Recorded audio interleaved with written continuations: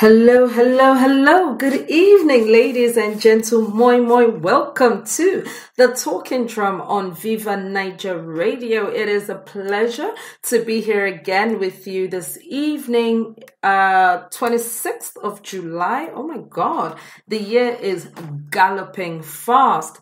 Thank you so much for joining us once again for another fantastic episode of the Talking Drum. My name, as usual, is Rachel Onomusi, but you may call me Rachel.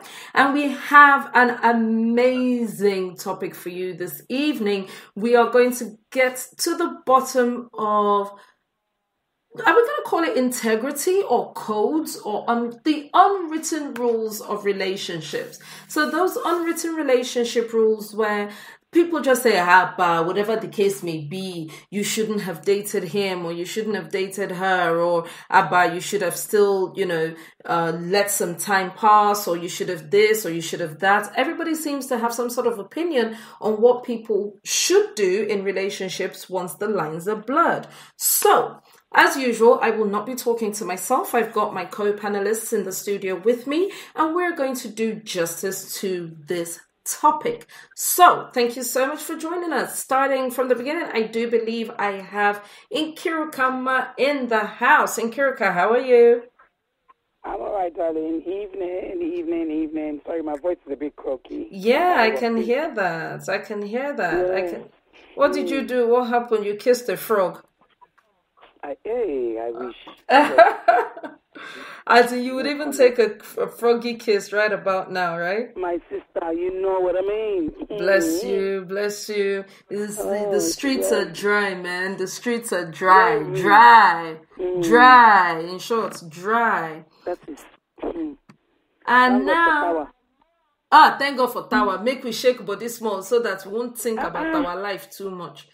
Otherwise, we'll just be here thinking and say, so what happened? Is this what growing up is all about? Next in the house, I have the Queen Bee of the Bat Gang. Hi, Bimbo. How are you?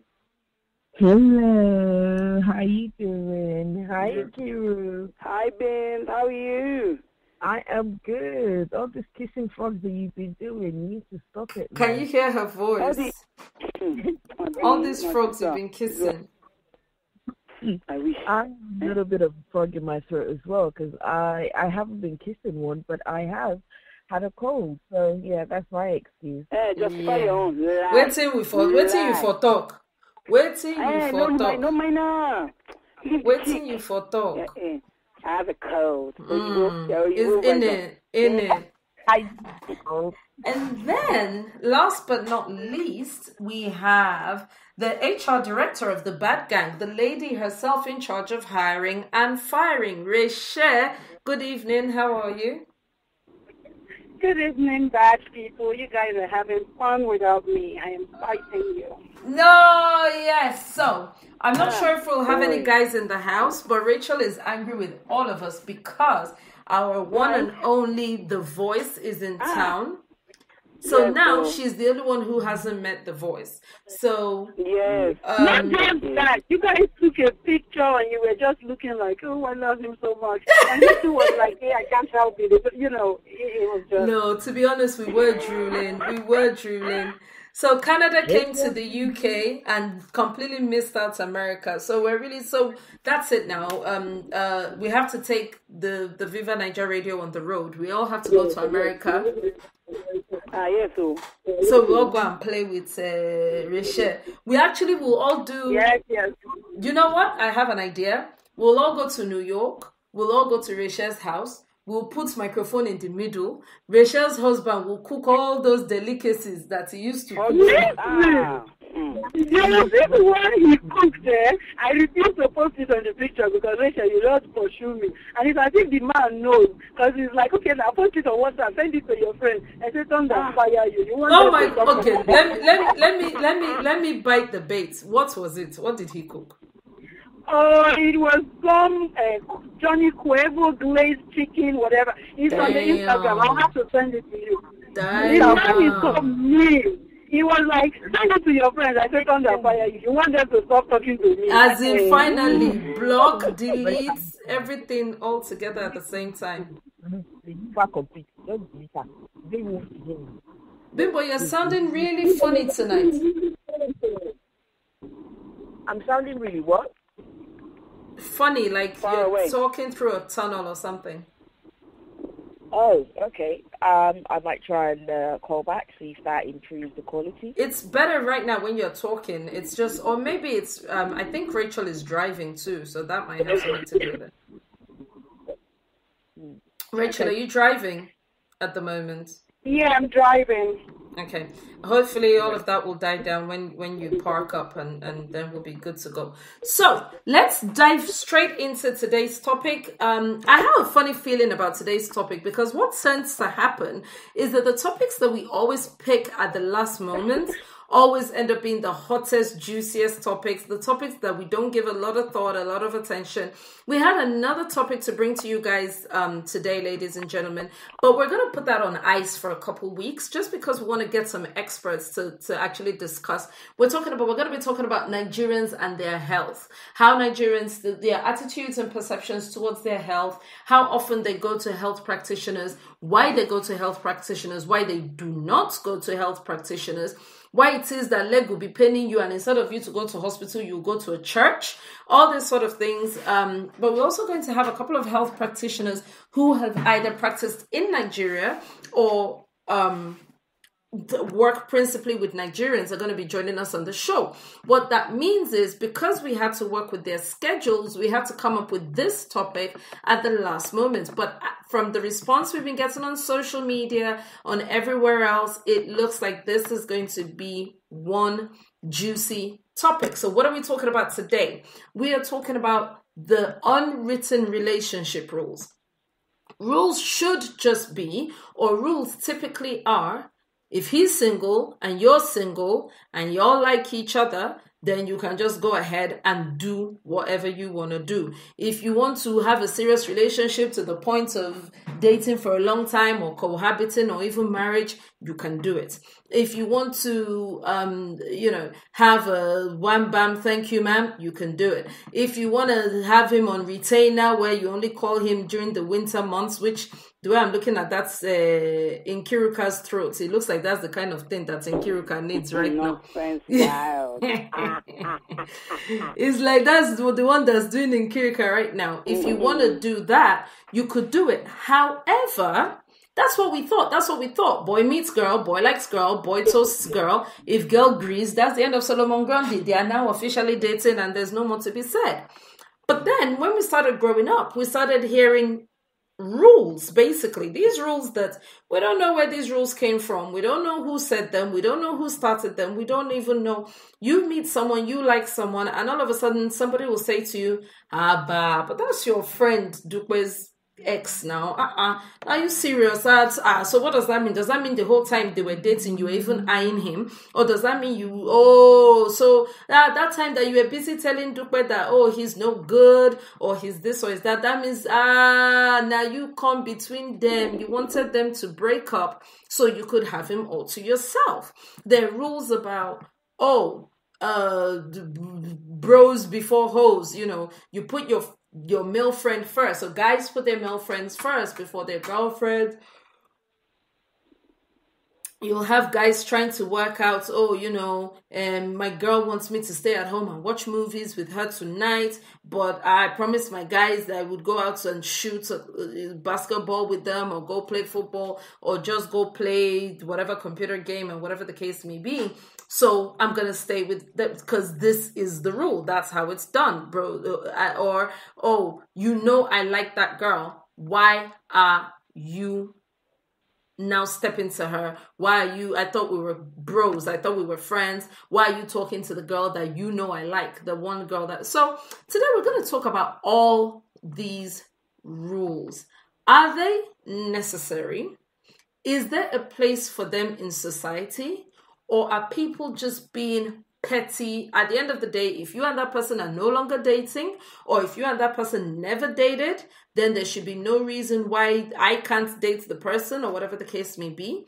Should there be some kind of loyalty between friends? Like, look, my girl likes you, so just based on that, I'm not going to mess with you. Or should all be fair in love and war? That's what we're going to be talking about this evening. So let me start with Nkiruka. Before I start with Nkiruka, let me read out the numbers. If you want to join us, if you want to call in, if you want to put in your 2 cents, if you've got something that you think would add to this, or you've had some experience where something happened and you actually felt betrayed, or you were the person who went out with somebody that your friend once went out with, and so in this case maybe you were the quote-unquote traitor, the telephone number you need to call if you're dialing from the UK is 0330 998 1261. If you're dialing from the US, that number is +1 as always. So sorry, not +1, just 712-770-4032. If you're dialing from Nigeria, that number is 01440-5024. In all cases, you're going to need the access code to get into the studio. That access code is 264812 followed by the hash key. You can find these details on the Viva Niger website, on the Facebook group, or on the website radio.viva-niger.com.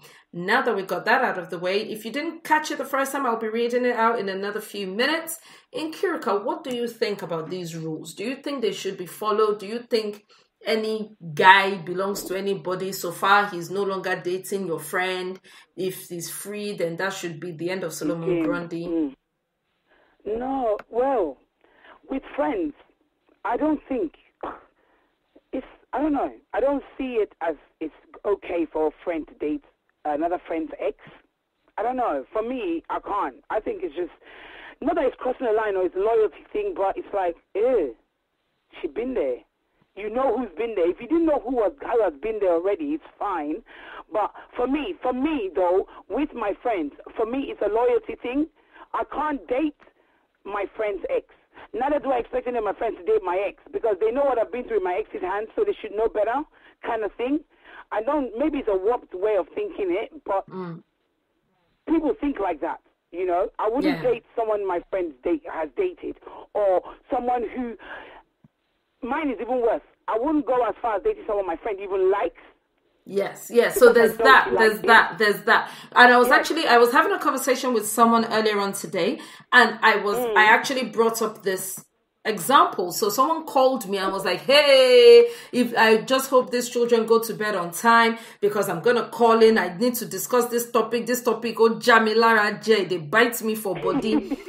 So she was like, I mean, I don't see what the problem is. I don't see that there's any problem if they are no longer, at some point, you have to grow up. That is, so say in Kiruka now, you dated a guy. You are no longer dating the guy. The guy now likes me. So her argument was, you have to grow up at some point and understand that he is now a free agent. You have to let him go. He cannot stay tied to you and your friends, who you once dated, It all depends. Also, guess what? It all depends on the circumstances you parted ways. It also depends on the type of relationship. The guy I dated for 1 month is different from the guy I dated for 3 years.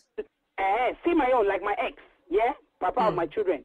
If he wants to marry Medusa and Queen Sheba, free, and they were my best friends. In fact, if he wants to marry my younger sister, if she's stupid enough to go, no problem. But I won't feel no way. I won't stop my friend from dating him, because obviously I have no feelings, the way it ended, I cut the line, I cut that cord is gone. His life is his life, my life is my life. Do you understand? So to me, if any of his friends toast me, I will be cautious, because obviously they're his friends, kind of. I don't want to get myself dragged into any drama or any scandal. But if anybody wanted to date him, I'll be free to. It depends on the circumstances and what kind of relationship we had with that person. Okay, so I want to come back to your own of a friend that you like. A friend likes a girl. So say, for example, you and I are friends, right?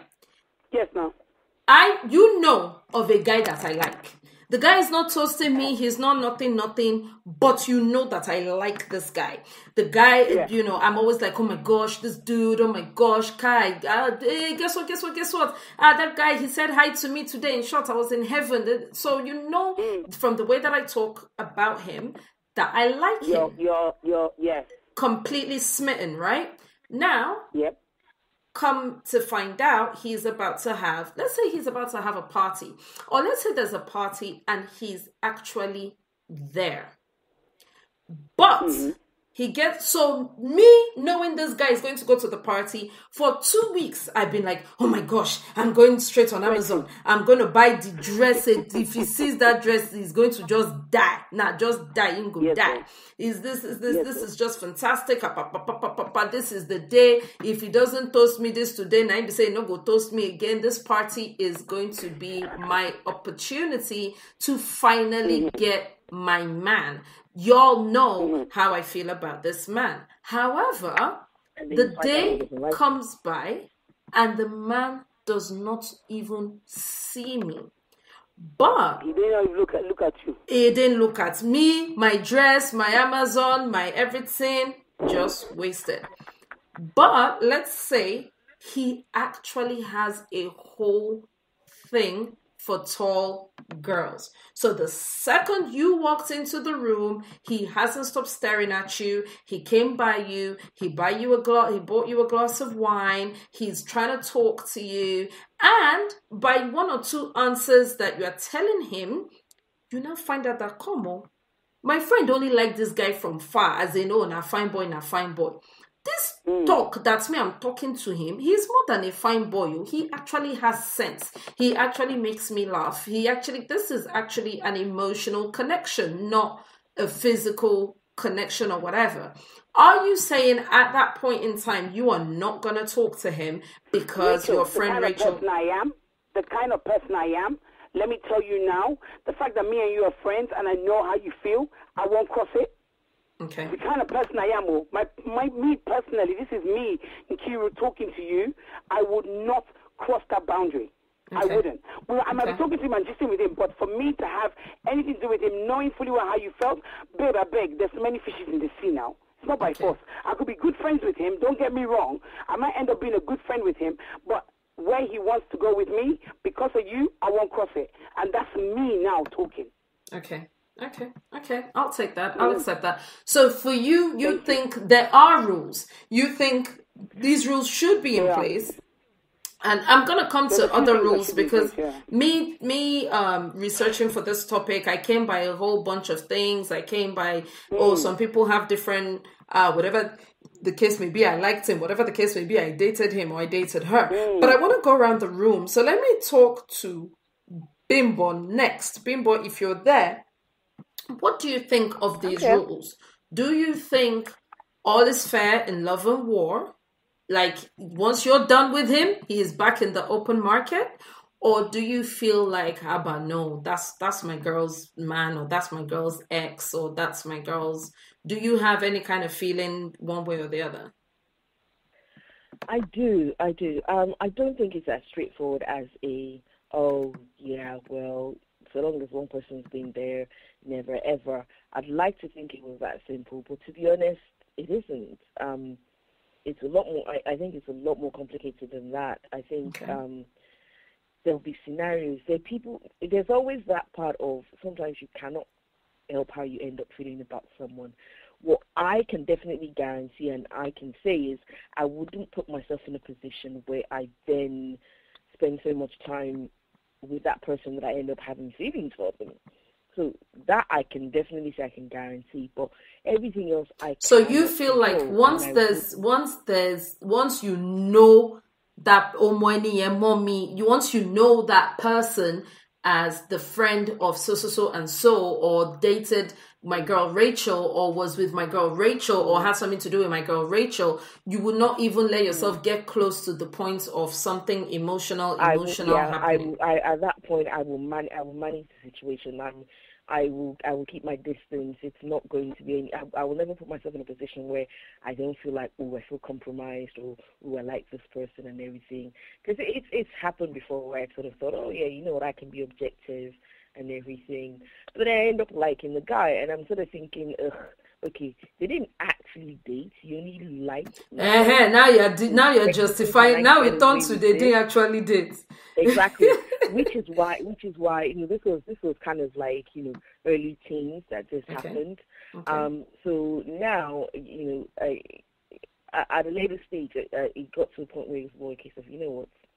Yeah, I did kind of date the guy for a bit. They never dated, but then I did date the guy for a bit, and I'm kind of like, So what is the relationship now? Being objective about it, did they date? No, they didn't date. They didn't date. But did he like her or did she like him? What was the connection between the two of them that made you... the point that he liked her as well. There was kind of like the flirting thing and whatever, but it never went anywhere. So they never actually dated. And then it was after the flirting thing that you happened. So obviously you knew there was some kind of history, however tenuous it might have been. Tenuous, yes. I did. Okay. Yes, I did. Okay. So now you're saying that you've learned from that, like, oh, it is actually difficult to keep them. So, like, for example, what Nkiru was saying, like, oh, we may end up being friends, don't get me wrong, but I will never put myself in a position where you are saying you are not even going to do the friendship to the point of now turning to the person that's waiting for their phone call. I think there's a possibility. Now, the other thing as well is also depends which kind of friend dated him. Now, if we're talking about those party friends that you just bump into at parties and whatnot, check, that's your problem. If I think he's great, I'm dating him. Okay. So it's the level of friend actually makes a difference. Okay. And that's one. Two, the other thing as well is now it's also a case of, if this is someone that I was already friends with before they started dating, then I could continue the friendship without worrying whether I might end up with them or anything. Okay. So sometimes you're a whole bunch of friends, and one of you ends up with the other one, mutual friends, like in that instance, exactly. In that instance, I'll still end up being the guy's friend. Okay. But I'll just make sure that I'm conscious of what I'm doing. Now, obviously, that being said, there's only so much you can control at a certain point in time. Mm-hmm. But it's just, I've been in a situation before, and as much as it didn't destroy the friendship that I had, I still want to be sensible about, kind of putting myself in a position where, I might, because one of the key problems that I had was, I now couldn't gist with this my friend about, things that were happening with the guy and everything, and it's like, I felt like something was missing, because it's like, you know what, I want to be able to talk to you about it, but I felt like maybe I might be rubbing it in her face, so I wasn't able to talk to her about it. So it's as much as it didn't destroy the friendship, it still made it slightly difficult during that period. Okay. And once that was kind of over, and I'm kind of like, you know what, he's one of those passing boyfriends, Jerry. There's nothing that great about him. That I feel like, okay. So what about the example I put forward? If I like him, but he likes you, likes you, and then you find out he's charming, he's actually nice, but your girl Rachel has a crush on him, right? So what would you? So you are at this party. This guy is saying all the right things. He's doing all the right things. He's attentive. He is charming. He looks good. He smells even better. But your girl Rachel used 2 weeks to pick out her outfit in the hope of catching his eye, in the hope of whatever. And I am your girl. This is not a party friend. This is your girl. I'm your girl Rachel. Yeah. So what would you say in that situation? Wow. But he's your dream, as in he is. This is not mental health with Ray. You are actually liking this guy. Yeah. No, I get it. I completely get this whole scenario. I would like to tell you that, oh no, I would never, but I cannot make any guarantees. You know what? I'm the kind of person, I am very loyal to my friends, and right now I want to say, oh, never. But I'm also a realist. Okay. I cannot guarantee that if I'm in that moment and I like the guy to a certain extent, that I won't just go to and go like, well, he doesn't like you. But so I bet fine girl, he made his choice and it wasn't you.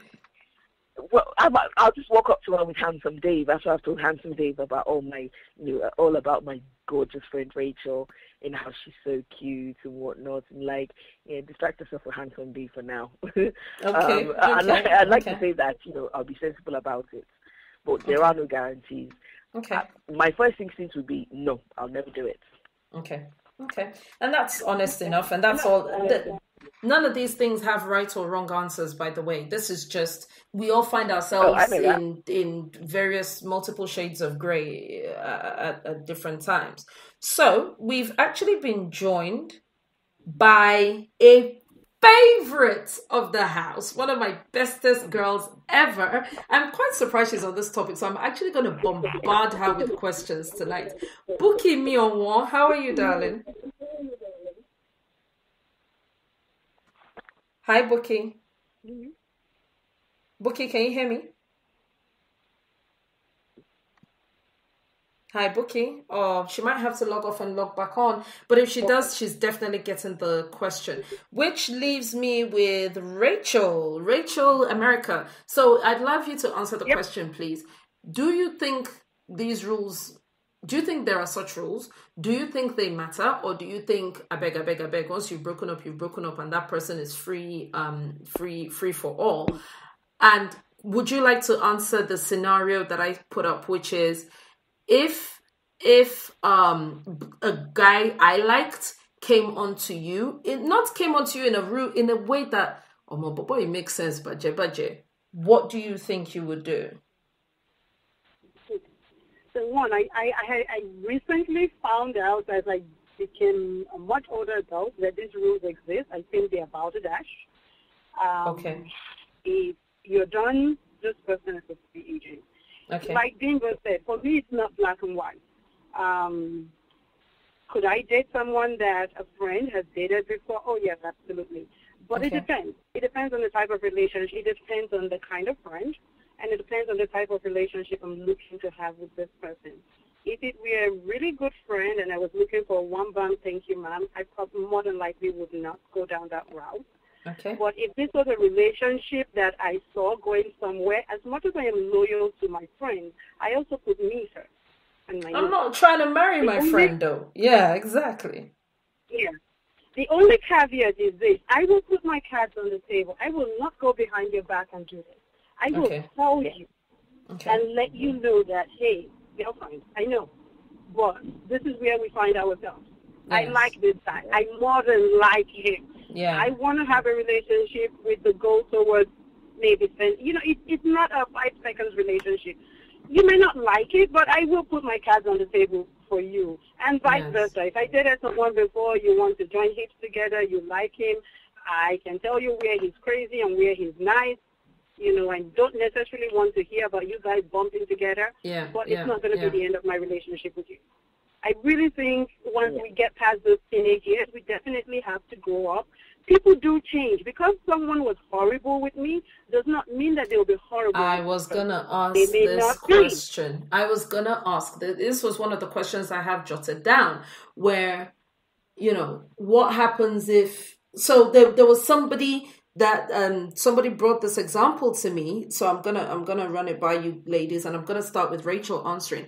Somebody brought this example to me where this girl, she was one of the people telling me to break up with this guy. She was one of the people telling me he was no good, only for her to turn around and date him. However, when I asked the questions and I started asking like, oh my gosh, are you serious? Now, wow, ladies of nowadays, anything to get, blah, blah, blah, blah. I now found out that this turnaround that she's talking about was a 2-3 year turnaround though. So this guy had actually matured. This is not the same guy. You know what I mean by the same guy. This is not the same immature guy that she dated 3 years ago. So when she was actually telling you, leave this man alone, she was actually right. It was for your own good. He was an asshole when you were dating him. However, he's not an asshole today anymore. Or at least, even if he is an asshole, he's an asshole she's ready to deal with. Like Nkiri said, if somebody wants to marry her ex, knowing fully well everything her ex did to her, that's entirely up to them. So does it matter, like you were saying about the person may have changed or whatever, does it matter that, you didn't like the person when they were dating? Or someone is echoing at me. Rachel, I think it's you. So does it matter that the person? Yeah, Rachel's completely fine now. The person has changed, or it's years later. So that was another question I was going to ask, and I want the ladies to chime in at this point. What about time? If you are one of the people that says, I'm not going to touch him once my friend has been there. Really? What if you now bump into him? He's actually now, a lawyer. He's suited and booted. He looks good. He walks into your office one day. You're like, well, the so and so who was dating so and so when we're in Ife. Are you going to call the same guy that you knew in university as this suave person? I mean, what? Let me try and articulate my question. Why would you not date? Because if we know the reason why you would not date a friend's ex, then we will know where the rules lie. Does time change anything? Does the person's maturity change anything? Or is it just a blanket? If you meet the person when he's age 99 and they had something for one summer in 1992, you still won't date the person? I'm curious. Let me talk to Nkiru about this. Nkiru, does anything affect your decision, or is it a blanket ban? As in, if they've changed over time? Or does time, so say for example, you and I go way back, yeah? I knew you in our first years of hustling when we first came to this country, 2002, 2005, whatever the case may be. That's the guy. Okay, yeah. That's the time you were dating this. Oh, sorry, that's the time I was dating this guy. Now, you turn up at a conference one day at your workplace, and this guy is there. This is 15 years later now. This is 20 years later now. This is older, more mature, grayer, looking good. He's not the guy that was sagging. He's not the guy I dated at all. At all. Does your rule still stand? Well, I have to bring it up. If I still, say me and you, we still know each other, obviously, over the years, we will still be friends. And you've moved on. Okay, say, by the grace of Almighty, okay, you got married and, you're married with your kids. No. I'm still single. But the time when I followed this guy, now 19, Okay, fine. You're still single, and I met this guy. I would tell you. I would bring it up. I would tell you, chick, listen. You won't believe who I saw today. The way I will put it to you, you know that I didn't plan anything. But I'll say to you, as guy is looking hot, so, I will say to you, guess what? I think I like this guy. What do you think? I'm hoping from your mindset that he has westernized and come up to stage, you will now tell me, what is there? Please, if you're happy, go for it. Some people will do that. Some people won't. Okay, so what if I don't? What if I'm like, Nkiru, so you won't chop my vomit? Nkiru, what you did try talk? You won't tell me, say, you won't follow this guy? You won't tell me, say, guy, when me tell good night, now you won't tell good morning. Nkiru, now you won't tell me, say, because he wears suits. Nkiru, now waiting for try tell me that. Rachel, it's not real. Rachel, it's not real. It's not real. It's not real, Rachel.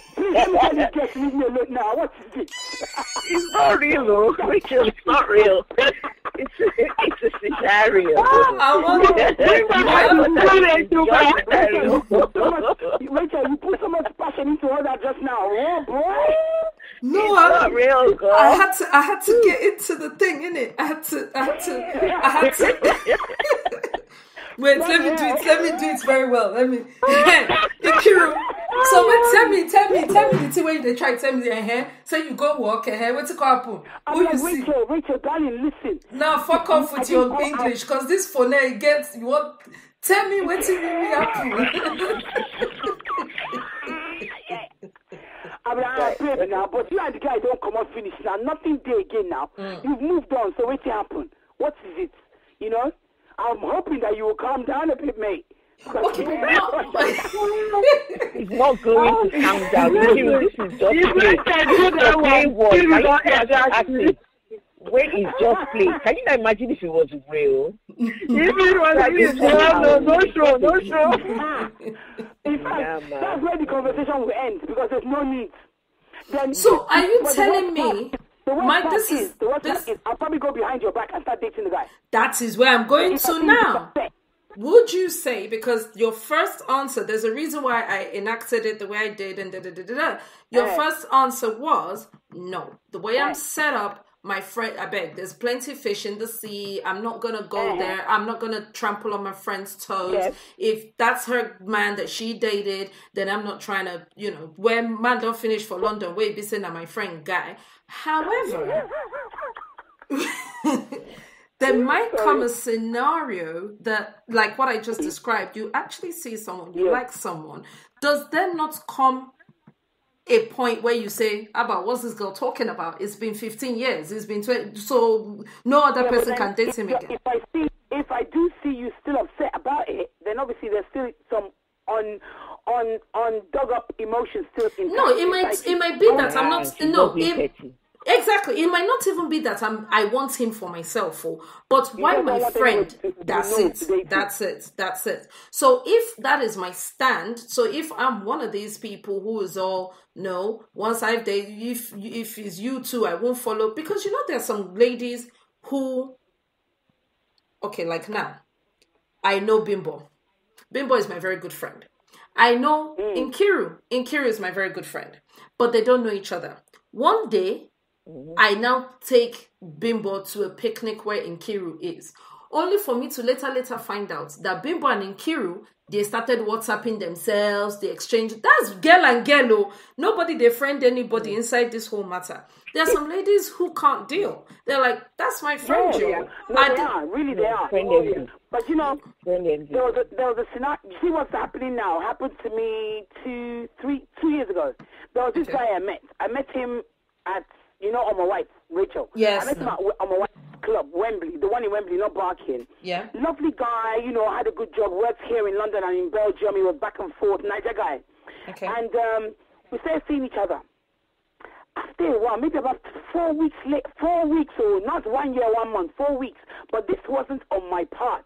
Now, 4 weeks later, this guy stopped calling me. But I knew he was in Belgium because he comes back every weekend because his daughter is here. So he goes to Belgium to work and comes into London.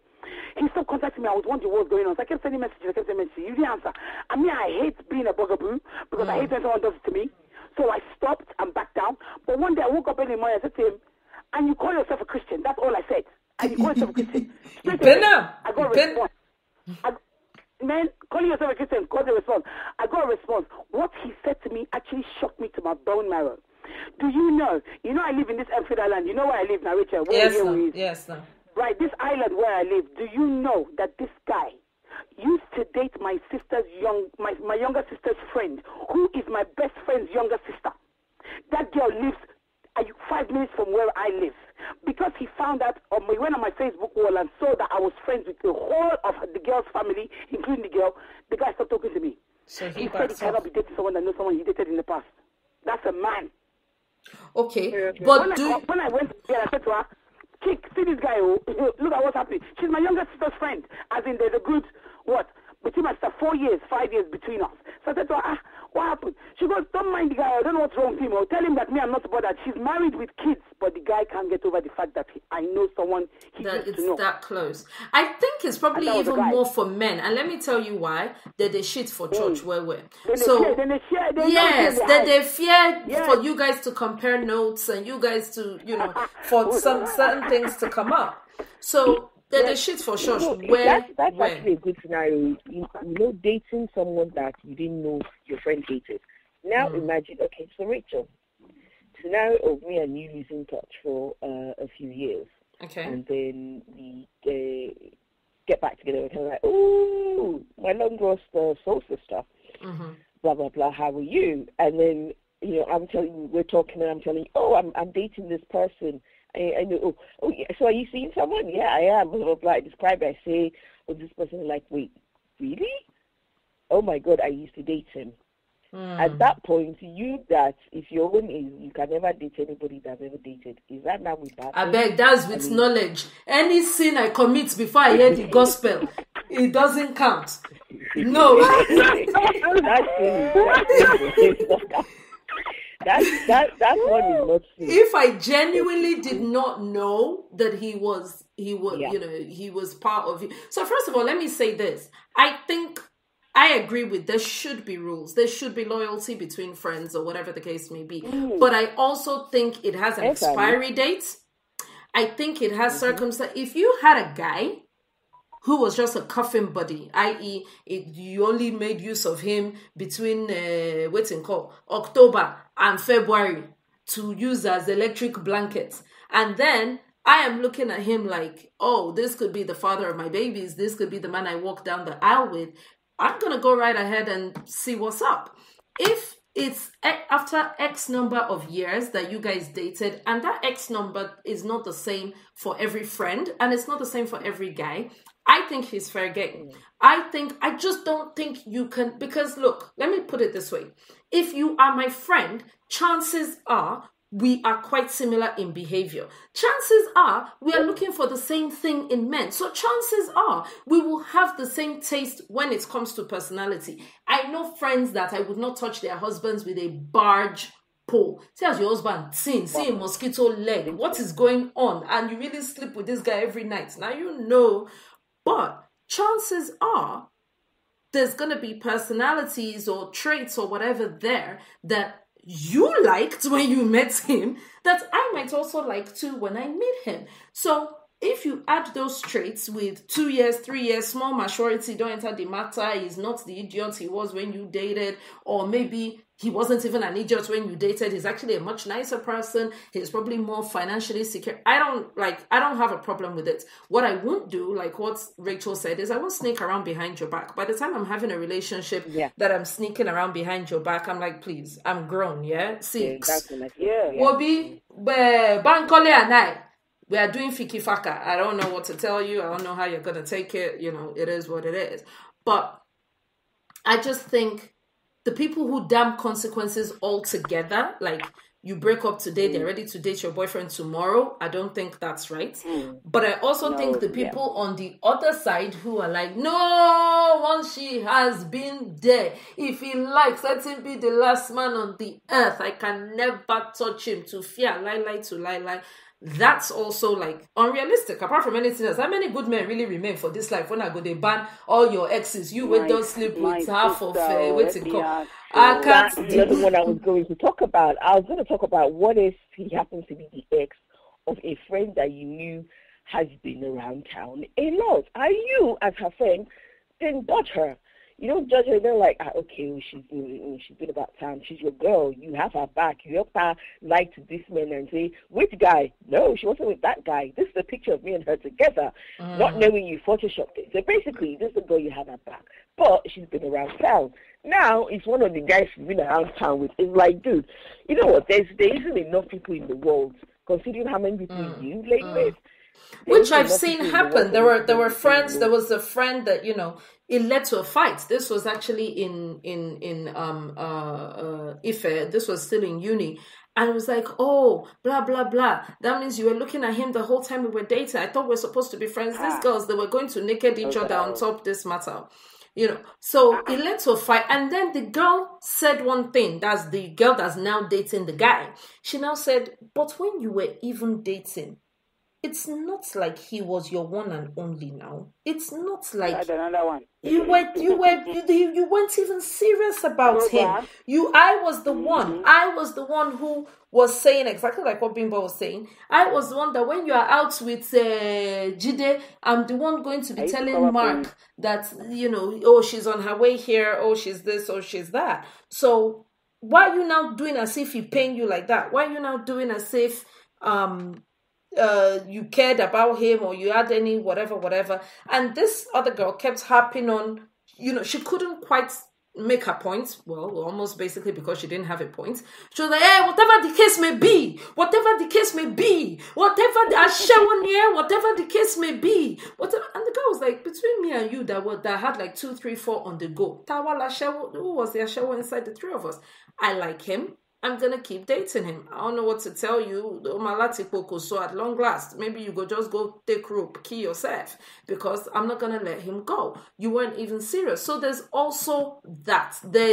While they were dating, what were they to each other? Am I going to miss out on the opportunity of a lifetime, on a real friendship or in a real relationship, just because you and them had something once a long time ago? That's the actual question. I'm going to read out the telephone numbers once again, just in case anyone wants to join us. And then I want to change tack because I want to talk about death. The numbers you need to call.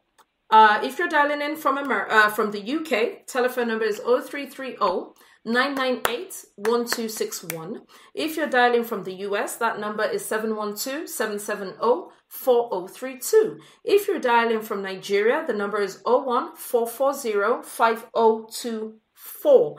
Please punch in the access code as soon as you dial. That access code is 264812, and then hit the hash key. If you're in America, they call it the pound key. Hit the key that looks like hashtag, and then you're straight in through to the studio. Oh yeah, Act 2. Let's talk about widowers in particular. I don't really want to talk about widows because they seem to take their time. I have a friend.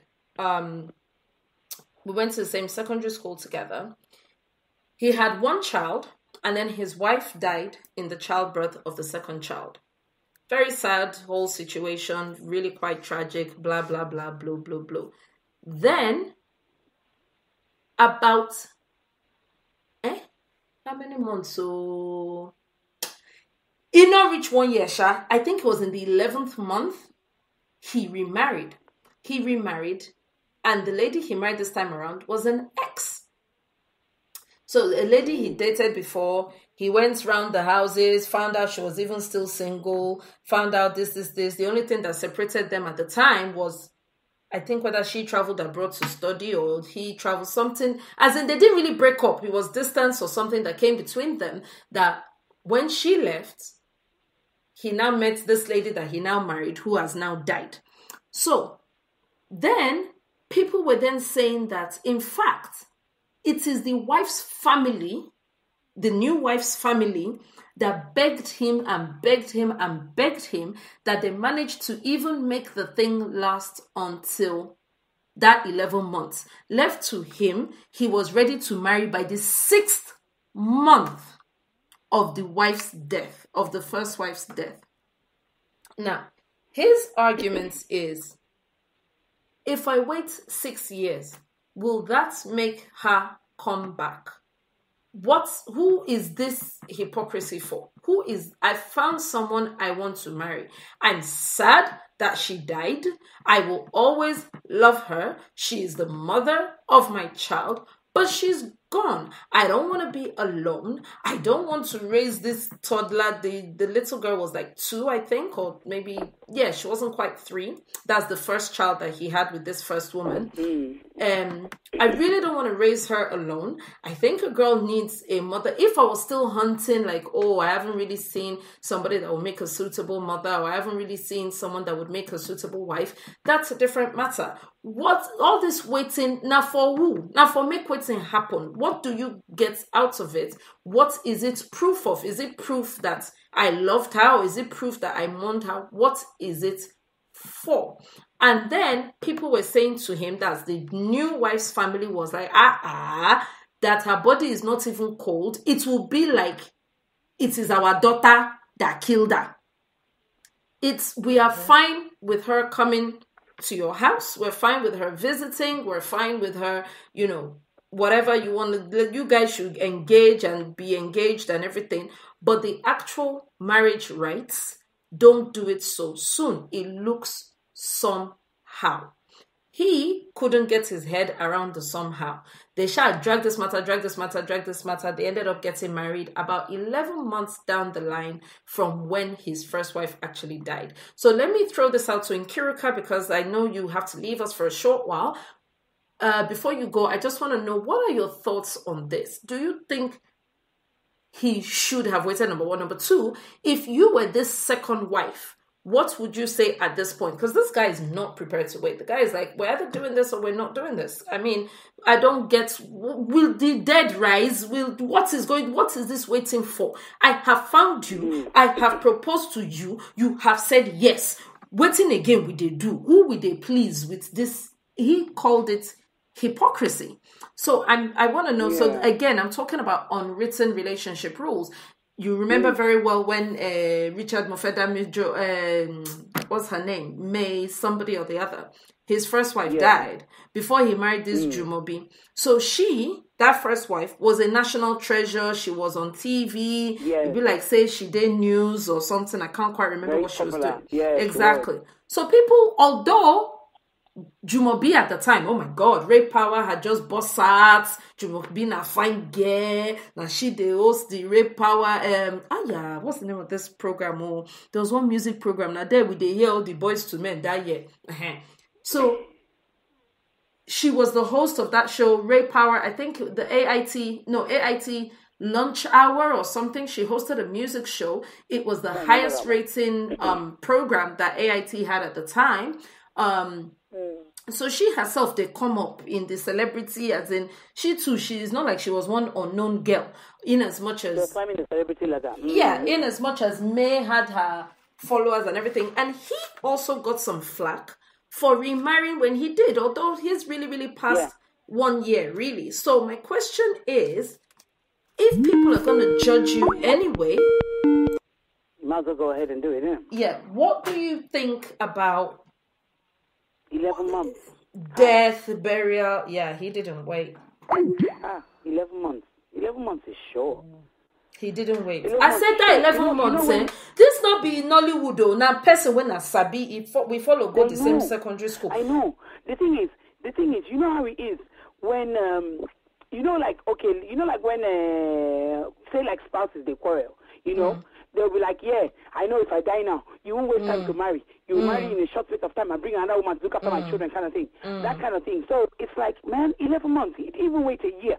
But at the same time, if he was determined to do it and his mind was made up, there was no going back. It's not like he was determined, yeah, but he on be say, wait for who? Who go tell us when time don't reach? Who get the calendar for hand? Say he's come out of mourning. But really, men, there's no mourning period for anyone. There isn't. There is in Igbo land, we get mourning period whereby the woman can't do anything, whatever. She will shave her head, wear black. Yeah. But some of them my mom wore white, but I don't even know the reason why she wore it in the first place.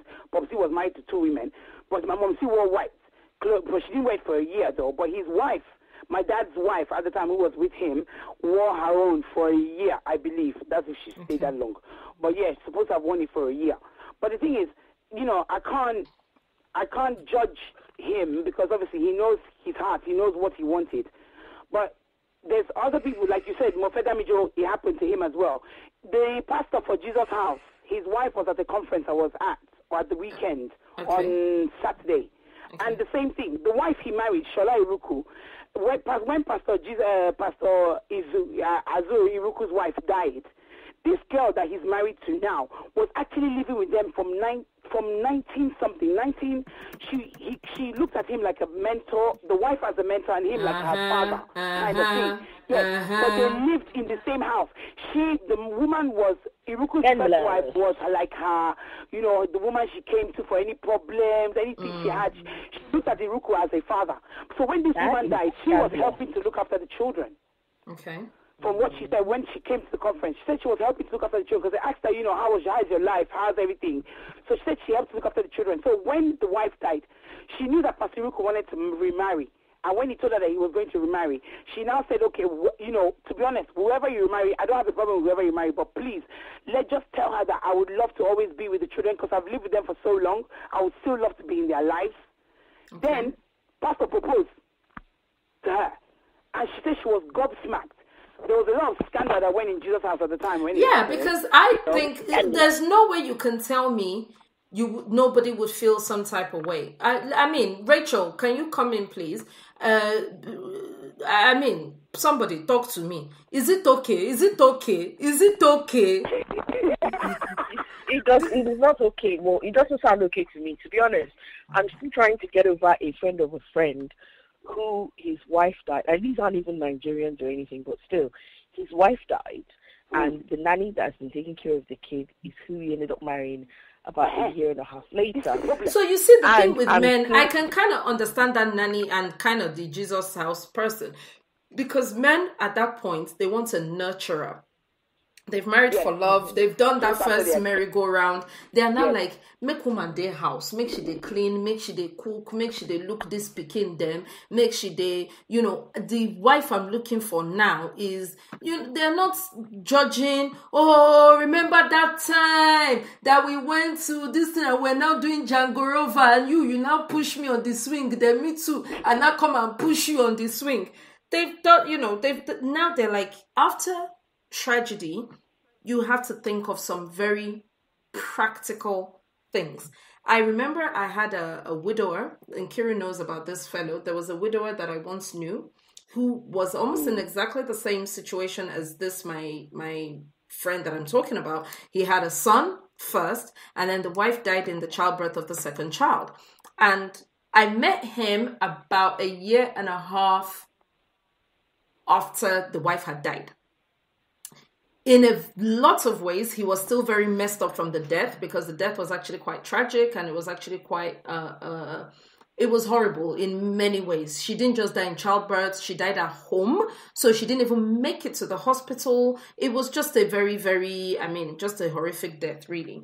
But then when I was talking to him, he said, there's certain things I will never forget, and there's certain things no other woman can replace, because understand that I started dating her from her first year in university. So although we were only married for 3 years, I have known this woman for 12 years. This was how long it took before it was after our 9th year that we actually got married, but we have been together. I was her first boyfriend. We grew up together, everything. So there's many nights that I still have nightmares and I still think of her. There's many things that I still wonder, oh, what would she have told me to do? How would she? But I have to think about this little boy. That is number one. Yeah. I need a wife, if only for this little boy. That's number one. Number two, me, myself, is like, I cannot explain. The loneliness is worse than if you were single. But once you had someone in your life, when it's not that you broke up, when it's not that anything happened, and that person is no longer in your life, do you know how you get used to, hello, darling, how was work today? Have you eaten? No. Yeah, the companionship, that the loneliness is crippling. Of course, I have bodily needs. There's some days I wake up with a hard on. There's sometimes I really want a woman, but that is even very, very minute compared to turning around in the bed and there's no other person in the bed. That's not like, oh, she has certain things that she, there's certain ways I will leave the bathroom and I'll say, hey, if this woman comes back and meets this bathroom like this, before I will now remember, oh, she's actually not coming back. And that is a year and a half after she had passed, that the loneliness is something else. So when men marry, I understand, like, they just want to fill that void. They can't deal with that emptiness. They can't deal with that hole in their lives. They can't deal with that whatever. So I can kind of understand that. But what I'm saying is there an unwritten rule for let small time pass now? But what is enough time? That's the thing. That's the thing. What time is enough? When you have children to take care of, when you're determined, okay, you're not bothered about necessarily marrying for love anymore. Who tells you when it's enough? And the thing is, people assume that you have to completely stop grieving before you can move someone on. else. But in earnest, some people never stop grieving. So if you're still grieving, but you can't then be with someone, if you're going to grieve for the rest of your life, does that mean you're never going to be with anyone? That's it. But couldn't we? So when we hear things like, "Now, wow, he didn't even wait 1 year," what does the woman code? What does that arousing? Or why do we feel? Who tell us that law say person must wait? I mean, this is what I mean by unwritten rules. What part of our body is telling us that this thing is wrong somehow, even though actually, like the guy was saying, it's not wrong per se, i.e. him waiting is not going to bring, because he was like, wait, so you can come to my house, you can cook for me, you can take care of the kids, we can all go to the garden and we can all go to, this place or that place and do this, but you can't marry me because my wife just died. What is the difference between what we are doing and if I actually make an honest woman out of you? That is the question. Who decides? Because we're all feeling some type of way, whether we like to admit it or not. We're all like, Jesus' house, now married the nanny in the house. The lady that lived in the house who looked at him as a mentor. What is it about those relationships that makes us feel uneasy? I think it comes down to what people expect of someone who's grieving. Okay. What they expect of someone who's grieving and what they expect of how you should act if you're grieving. So people believe that if you're grieving, you should not be in a position to fall in love with someone else. If you're grieving, you should not be in a position to have feelings for anybody or to like someone enough to laugh enough with them. Yes, to laugh with them, to enjoy their company enough for you to even want to marry them. That's part of it. There's this belief. It's our perception to what we think grief is. We see grief as this thing that should be crippling you, that you shouldn't be able to smile or laugh or anything. And these are things you need to be able to cultivate another relationship. So if you're doing that, then obviously you must not be grieving. Or at least that's what our basic psyche tells us. That's what we think. We all know that's not realistic. You can laugh 1 minute and the next minute you're hunched up and sort of crying and in the fetal position from the person that died. Those two things do not necessarily correlate, at least not every moment of every day. So that's the key thing, is we have a perception of what we think death brings to people, grief does to people. So if you're now including, you want to be able to marry this person, and it seems to us a short period of time, or what is supposedly a short period of time, then it's all the more, it's even worse. And then you now compound the issue by it being someone who was around when this person was terminally sick, or before this person died. Yes. And it just makes it seem like, okay, wait, so it's now difficult to then not want to draw a line from before the person died to after they died, to make it seem like, okay, so your wife died and you just jumped on the first thing that's available right next to you, your nanny, your living, whatever, and everything. So it's just, again, it comes back to what we think grief is supposed to be doing to us. Grief is supposed to make him, not want to see past his wife dying to be able to see the nanny, or to be able to see his mentee, or anything like that. So when that now happens, it's like, you're breaking someone's rule, but there isn't a rule. However, it's our perception to grief that makes us create these rules. Okay. Rachel is back in the room with us. Rachel, what do you make of it? What do you make of, is there supposed to be like a quote unquote decent time that someone should wait? What do you think of my friend, for example, who it didn't reach 1 year, and even the 11 months safe now because they follow Dragam? Or what do you think of the example that Inkiru said about the guy in Jesus' house who did smally in the house? That was his that was her big auntie, that was her big uncle. Now turned to the person that she then turned around and married. What do you think of these examples?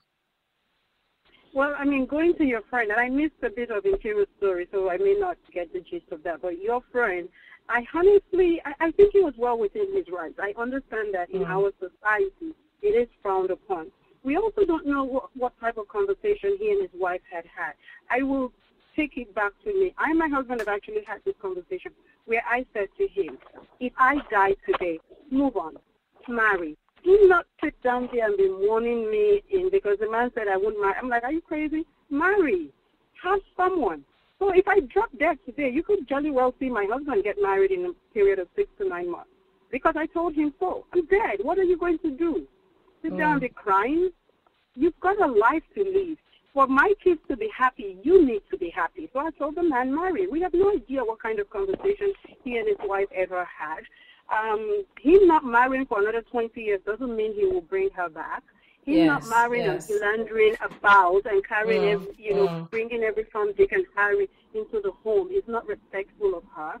But him falling in love or finding someone who shares the same vision, who will love their kids, is a way of keeping her, because her kids are going to be taken care of. But it is frowned upon in our society.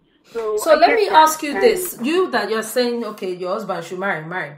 This my friend, now that I said, oh, marry within 11, are you telling me that it doesn't do anything to you, like haba? Are you telling me it doesn't affect you in any way? Like you see absolutely nothing wrong with it? By the way, seeing something wrong with it doesn't mean you can go and tell them, yes, actually the wedding was supposed to be 6 months down the line.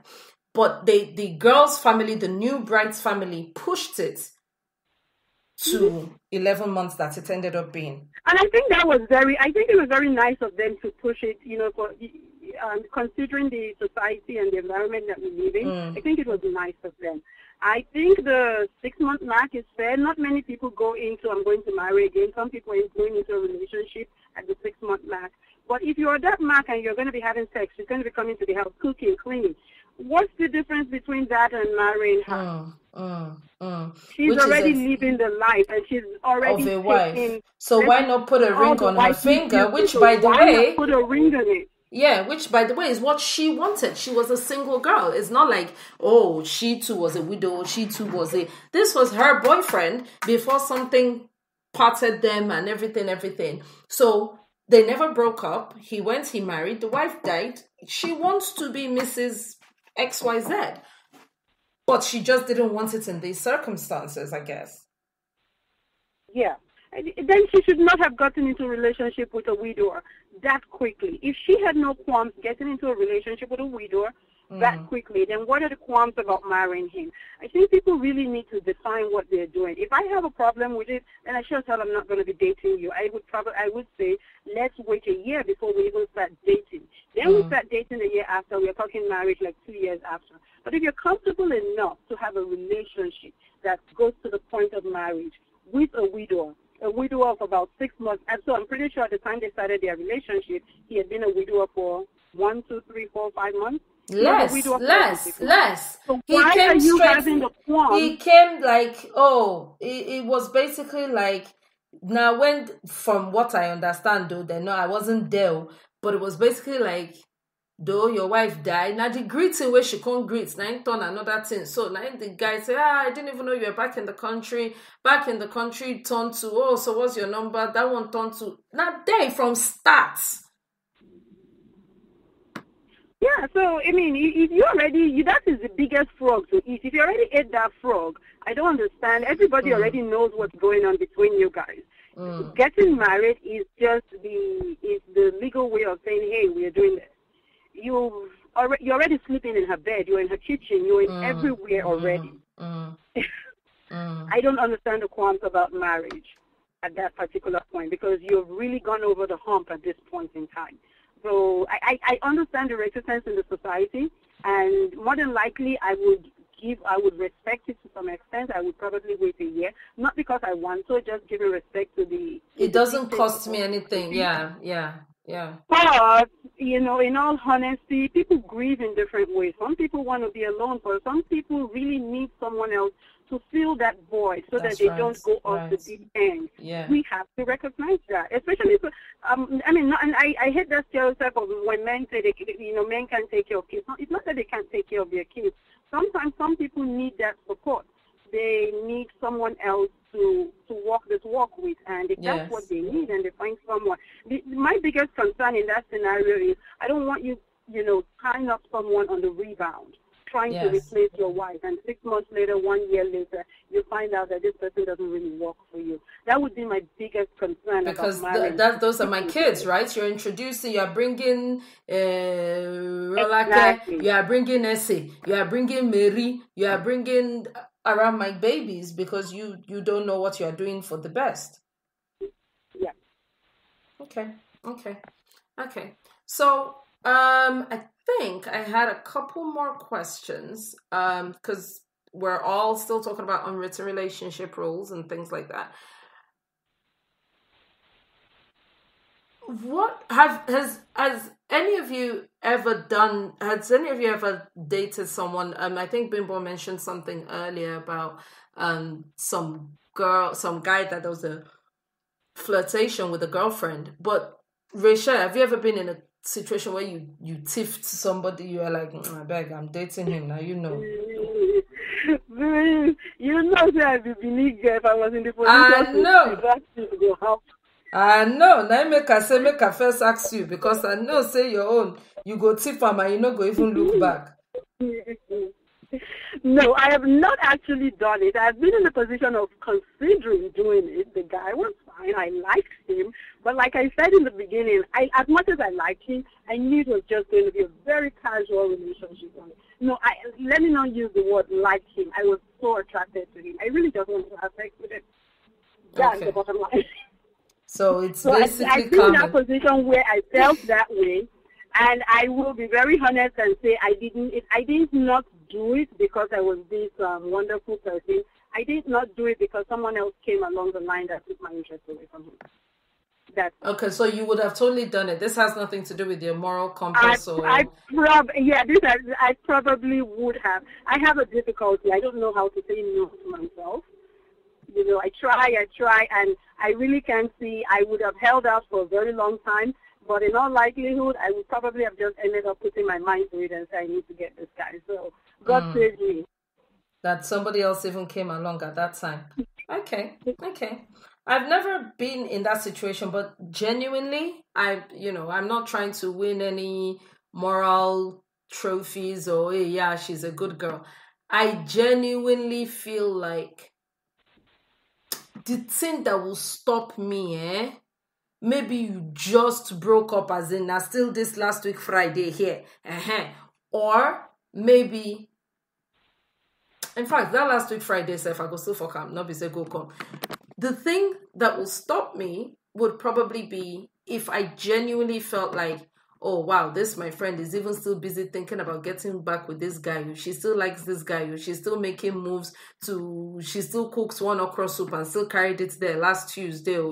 There's still a chance that this relationship might work. If it doesn't work and if it completely scatters, let it not be because I was busy shagging my friend's guy. That's how I would still see him.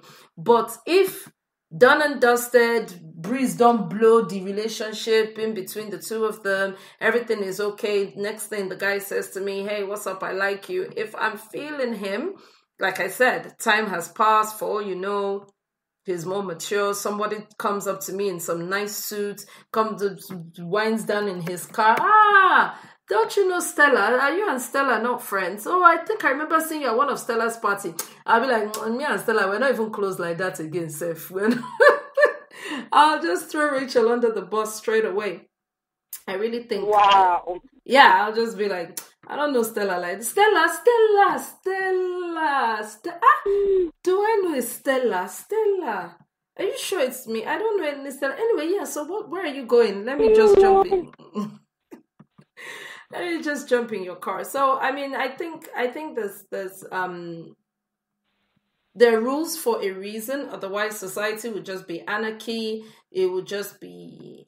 So, I have a question. It would just be anarchy because people would just do what they want, when they want, how they want, or whatever. What about marriage? So we're talking about some guy your girl likes. This is your friend's ex. They're married. They stay the same house. You even went to the wedding, everything. Now, the guy is on your case and you are like, I mean, yeah, he's okay. Could you date somebody that was married to a friend of yours? Let me go to Rachel first before I go to Bimbo. Is could I marry and Could you be with somebody someone? that? Mm, I am not saying it depends on him. If I like him, they're divorced, separated, and that shit is clean. The cut, it's clean. I can't say it depends. I won't say no. okay, okay, that's honest enough. Let me go to Bumi. Bimbo. What do you think? Do you think if they've crossed that threshold of I do, even if they are now at I don't, could you be with somebody who was your friend's ex-husband? Nah, No. nah, no. I'm sorry. Anyone that says, anyone that when the people put those two words, amicable divorce, in the same sentence, I just think lies. If it was It's so all amicable, lies. why are you now divorced? There's no such thing as a freaking amicable divorce. Oh, so that already is a red flag. Is that a red flag for the relationship or the guy, or even just what I will be doing now? Yeah, that's just a messy. No, I don't like names. I don't like that kind of mess. Because at some point you'd have to go out. Would you not go to a barbecue? Would you not have to show up at something somewhere where there's a mutual friend, or even it would be like having an affair because you'd have to hide to be with this person? Well, Michelle doesn't think so. You could do it openly. You would. If I was going to even do it at all, I'd do it openly. I wouldn't hide. That's just too much pressure. You know what? There's enough work in any relationship to then you've already put the kind of the messy divorce from the friends and whatnot, and then you now start hiding it. I mean, seriously? Nah, it's just too much. No, too much hassle. There's so many other things that can be spending that time doing. Like sleeping. So that means we all do have some sort of moral compass. We all do have some kind of, I will go this far but no further. We all do have some kind of, because I do that a lot to people I don't want to even find myself in a sticky situation with. I will either friend zone you or daddy you. This is my friend's husband. In my head, he becomes So even after we break up, I'm not going to be in some kind of situations with you. I'm not going to say, I'm just coming out of the bathroom, you can sit in the parlor. I'm not coming back to there's just certain things that I just won't do, because I'll put you in that category and there's nothing taking you out of that zone. You can't come out of the in-law zone, you can't come out of the friend zone, you can't come out of I'm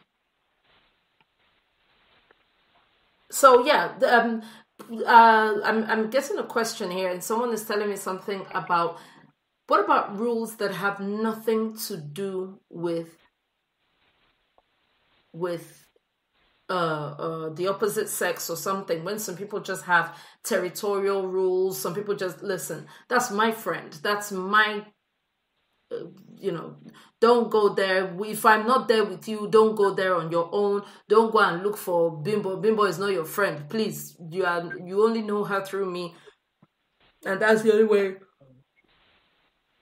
it should be. I'm so sorry. I didn't have coffee today, and it's seriously telling. I'm trying to cut it out. I'm trying to cut out coffee. No, now see me and my addiction. No, if only it was all night. Now say now you are for first call. Say Rachel, I use duster. I dust everywhere. I shine it. The way you are yawning, I'm like, man. No, it's because I'm really trying to. So, as you guys know, I was in Nigeria. I ate like it was going out of fashion. So I'm trying to watch myself, basically. I've never been a dieter, and I'm certainly not a gym person. I try to watch my what is it called, calorie intake. I try to watch my portion size and things like that. I start my day with coffee. I can't have coffee without sugar. So that means first thing in the day, the first thing I would have done is I've put 1.5 spoons of sugar in my system. So I was like, if I ever remove that one alone, safe. And me, I tend to have lattes, so that's milk. In fact, it's milk and drinking, safe, not coffee. But man, the thing has showed me pepper today, from headache to tiredness to the withdrawal symptoms, is not beans at all. So, but let's talk about other things that are not. So, for example, I had a bunch of friends. These are my friends. They're my guy friends from uni and everywhere else. I used to have more male friends than female friends. When I was leaving the country, I kind of put them in charge of my younger sister. Like, oh, look out for her, make sure, whatever she needs, whatever she wants, blah, blah, blah, blah, blah. Then, by the time I went back to Nigeria, like a year later, I used to go to Nigeria at least once a year. Of course, I go more frequently now, but I used to go to Nigeria at least once a year. She don't call be on my friend. So now I have to ask her, oh, have you seen Bimbo? Bimbo is a guy. Have you seen Bimbo? I'll be trying to call Bimbo, and Bimbo will pick my sister's call on the first ring, and my own will ring out. And I'm like, first of all, thunder fire you, fire the Bimbo, fire all concerned, fire me for telling Bimbo to look after my sister self. Bimbo, Barry, there's another guy called Obi and everything. Now, they are all at her beck and call. She's like, Bimbo, I want ice cream. And Bimbo like, okay, should I drop by after work? I'm like, no. When did all this one start? No, that's not. When I say look out for her, I mean, in case the firehouse is burning and she wants to die, you can enter the house. What's all this ice cream? What's all? No. What's all this? You cannot be friends. And they're not even ordinary friends. They're friend of buy ice cream, buy.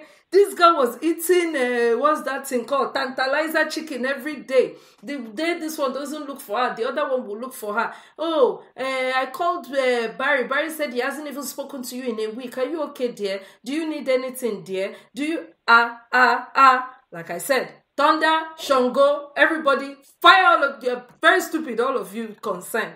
So we do get territorial. We do have unspoken rules where I was like, see, those are my friends. There was no reason for you to color-be them, basically. Yeah, exactly. Yeah. So do you guys ever get territorial over friends? Or do you just think, anybody can know, anybody can...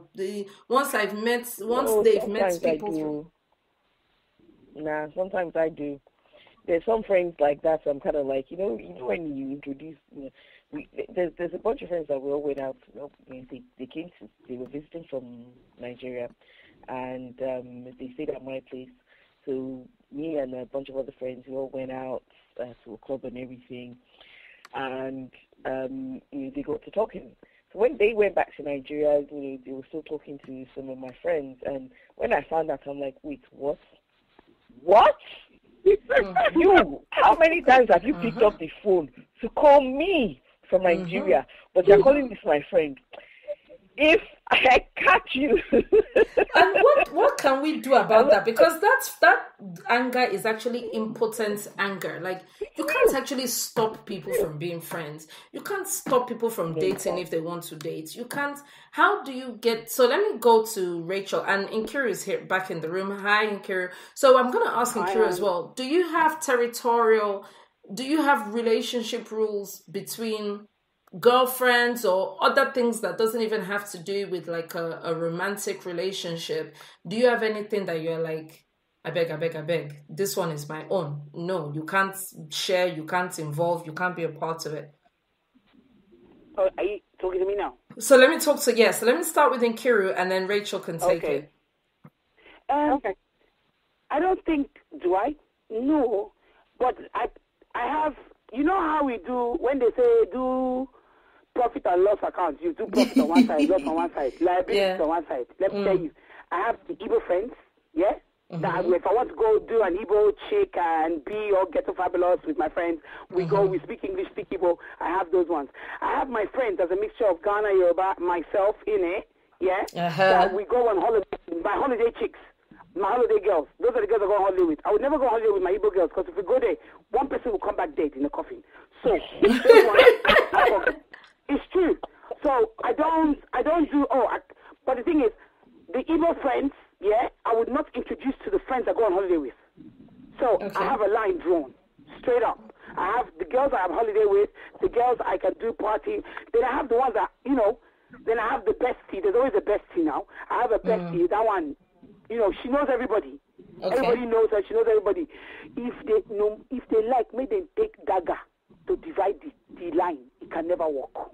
So I introduce her to everybody, but I know, say, lawyer will still stand to each other. Do you understand? But I have friends, so you introduce her only because you know she knows and respects the boundaries. Because it's a case of we know how everybody is. She's in the group of the holiday chicks, but because we've all been friends for like years.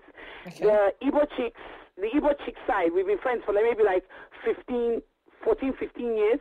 My holiday chicks, my bestie, I've been friends with her for over 20 years this year, 21 years this year actually. Wow. And then the other ones have been 14, 15 years as well. So it's but I drew a line. So I know the ones I go on holiday with, the ones that, yes, you can, on holiday everybody's all right, we just want to have a laugh and enjoy. The Igbo ones, they can be too serious. So I keep them in London. We stay grounded. I stay grounded with them here. And I go on holiday with the other lot. But I don't mix them. You don't mix them at all? I can't be bothered, but I just don't mix them. Okay. Never. Okay. Okay. So let me go to Rachel. Rachel, do you have any kind of territorial thing when it comes to friends? Do you have any kind of... I am not territorial. I am not territorial because I believe no two relationships are the same. Okay. So because I am your friend and you're Nkirika's friend, it's not necessary there are differences, and I believe everybody can maintain that. However, I have had a very, very territorial friend.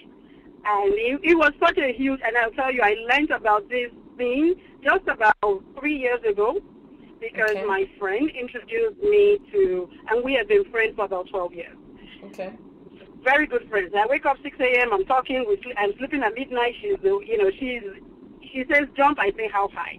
And over the course of these 12 years, she has introduced me to so many people. I never really got along with any of these people. We are so very different. But yet there was this one person she introduced me to. She didn't just introduce me to this person. She really brought this person into the relationship. So I got along with her. And along the way, I found out that I offended my friend because I got along with this other person. And I'm like, oh, baby. I am not a commodity. I do not believe people are commodities. I'm like, I'm not a commodity. My relationship with her, while I get along with her, is remarkably different from my relationship with you. You know me up to my father's house, You have my father's phone number, my mother's phone number. You could call them. This other person was really what I would call a step up from a casual friend. But she was really, really hurt that we got along even moderately well, that we would even chat. Yes. And I'm like, okay, we kind of got to rearrange this stuff because Rachel is not a commodity. Yes, yes. And you know what? You know the funny thing? I've been both. I've been the friend that so I have one friend who is very territorial. I mean, because she knows she can't stop. I really did try to push the Rachel is not a commodity down her throat. Like, I'm going to be friends with whoever I want to be friends with. More importantly, I'm going to go out with whoever I want to go out with, because I was kind of like her world, as in, oh my gosh, I'm doing a barbecue, Rachel must be there. Oh my God, I'm doing this, Rachel must be there. Oh my God, but I didn't have the same feelings about her. I'm like, do whatever you want to do. I don't get jealous when you go out with other people and I'm not there. I don't get mad when you do. Why do you feel some type of way when I do, and it was a very, very difficult friendship for a while until she got the message. And even now, even the message that she got is basically more like she just bears it. I know she's not happy. I know she has a couple days when she's unusually cold, unusually quiet. I don't feed it. I don't say, so what happened now? Oh, is it this small thing that's me? I just do as if I don't notice it. And then a couple days later, she'll snap out of it. But on the other hand, I have felt that jealousy before. I have felt, Oh, so you all go out without me now, huh? So now you people are now best friends. Okwaya, you people are now, this is how you people used to do. Because of small introduction that they introduced the two of you. Now, that's how, they were planning things with, Rachel, sorry, if we thought you'd have been interested, we would have told you. It just didn't seem like something that is up your, how do you know it is up her own street? Do you know her from anywhere before? When did you start knowing where her street starts and where her avenue ends? That you are now saying is her, that you know what's up her street. You didn't think it was up my own street. So you do get some kind of, I have a question. Okay. So this is a different type of relationship question. Okay. What if, God forbid, your friend married your dad? Let's say your mom's passed and everything, and your friend married your dad, or vice versa. Your friend married your mom. Yeah. First of all, my friend marrying my mom, I'm not even going to do it, because that means my mom is marrying her child's mate. Young man. I'll be like, Mommy, you are entirely too old, and I'm not buying any cod liver oil for this nonsense you're about to embark on. Who is going to be taking you to NHS when all your hip replacements, because you and this Smolly are following? I'm not here for this. The person that broke the hip. Mommy got No. I didn't say the person who broke the hip should not carry. Now, assuming my mom was supposed to live to be 90, now she only makes it to 70 because you use her hip to do chandelier up and down the house. But when I say I will never, I leave mommy alone. I will no cause. I will not curse my mother. I'll be like, first of all, you are just an ashewo, so let's get that out of the way. Secondly, I no agree. Thirdly, I'm not going to come to the wedding. I'm going to tell everybody. In fact, I will tell everybody you were dating him while daddy was lying in his sick bed. Try me, marry this man and see what will happen to you. So no.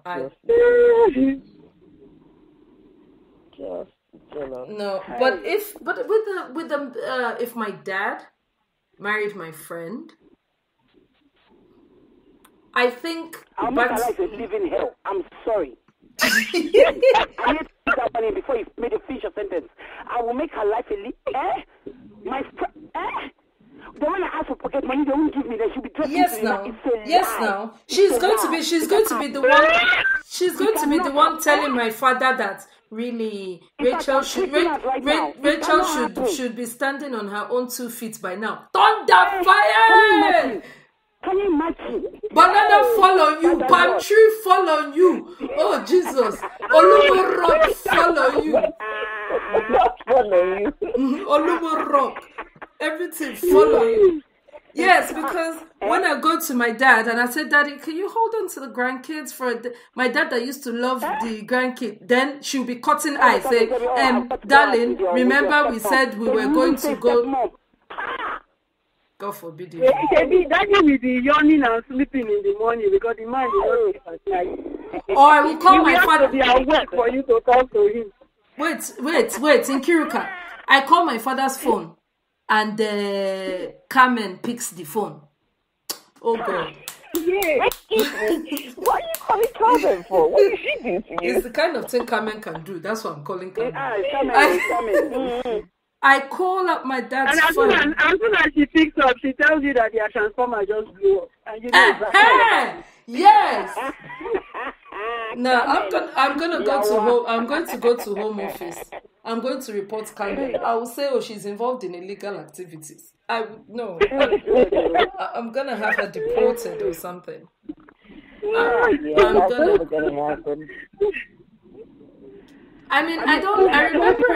I remember there was a picture going around. I don't know if it's a true story or what happened. There was an old man that gave all his money to his nurse, so-called nurse, old Oyinbo man. By the time they show picture of the nurse, you will know exactly why Baba gave him his. Oh my God, big boy. The girl, in Kiruka, let me describe the girl for you. She's multivite. He just needs 3 times daily. Baba was younger every day. Baba was smiling. Yes. Baba was... That his children put a nanny cam in there. They found out. You see how everything. This girl's GDBs, her boobs, were standing up erect to the toe. As in fact, that's what Baba needed to see. He didn't even need to taste. Baba was okay. Baba is skinny, old, but Baba was okay. Baba was happy. So now this is the question. The kids were all like, oh my gosh, she's taking advantage of our dad. He's not as, he's not as lucid as he used to be. Small senility. Don't they enter the... Not corpus mentis either. So there's not that, in as much as daddy had already written a will, there's not going to be anything left in the will, because every day this girl will say their house collapsed for village. Oh, you're from an African village? Oh, wow. Baba go send money. This girl go say, so they were like, there's not going to be nothing left. This. Baba's argument was, they're just worried about their inheritance. They're just worried about what they're going to be left with. This is the person who takes care of me. This is the person who makes sure I take my medicine. This is the person who cooks 3 times a day. This is the person who sits by me and listens to all my boring old war stories. This is the person who they only call around once or twice a month to say, is that witch still there? They are not calling like, who is even staying with this old man? How is this old man even faring? What is even going on? So Baba was A, not sorry. B, not about. Baba was like, if anybody touches a hair on her head or tries to drive her, he has his lawyer's number on speed dial. All his money will go to Cat's charity home. If they try, if they think saying don't they craze, he never show their craze. So by the time he will send all his money to Battersea pet home thingy, then so that's when they go no real craze. So then in that situation, I remember reading that story and thinking, actually, yeah, not being funny, she's giving him the last of his days. She's giving him, is she taking advantage?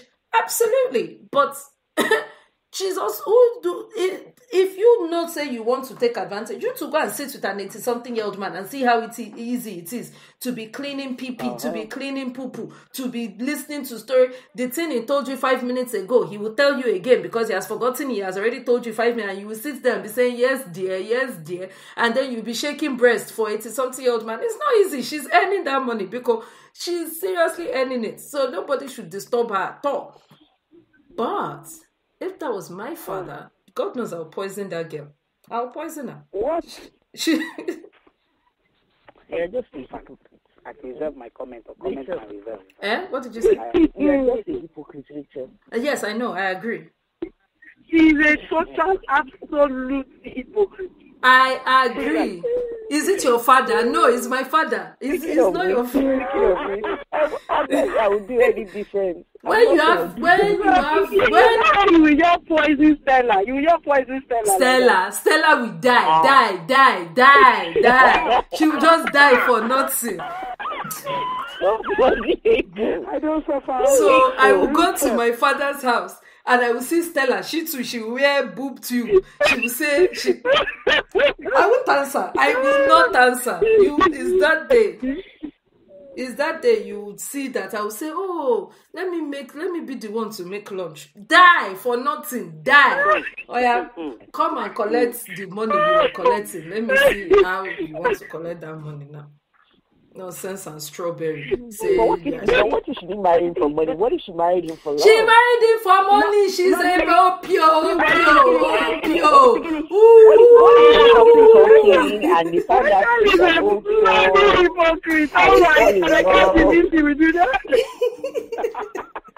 Opio, we know their type. Italo babe, another person's father. on telephone. Hey, what we doing? What we doing that?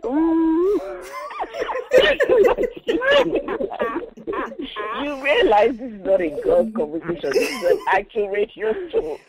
All I'm trying to say is, I will kill Stella. That's all I know. I didn't say maybe it's right. I didn't say it's the right thing to do. I didn't say, that's what Jesus would do. I'm just saying, the day I go to my house, that first day when you pull up unannounced in your car, next thing Stella was like, oh, I was just passing by. I just said, let me bring your father casserole. Hey! Hey, this. But in Q, that's how they start. Now casserole that they take enter house. That's how they start. Now so they start. Stella will not bring casserole. Stella will not bring casserole. Stella will go food. Stella will bring some nice goat meat and salted pepper soup. And that's the kind of exactly. And amala. That's good. Why would I be bringing casserole? It's a Nigerian man I'm dealing with here. I also better and well do that with Begiri on the side. What are you talking about? I wish you people can see my face. After this show, I'm going to block Rachel.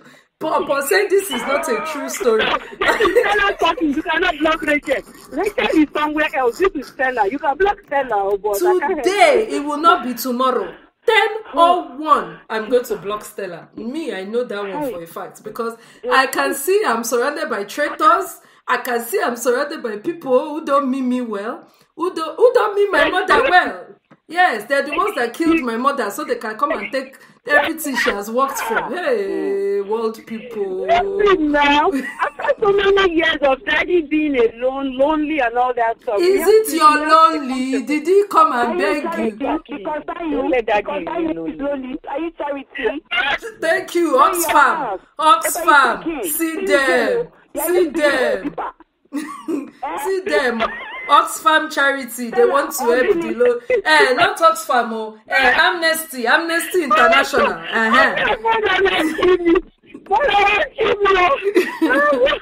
See them, Amnesty International. We are. He was lonely. Are you a dog? Are you a Labrador? You can get cold at night. Thinking we can get cold at night. Come on.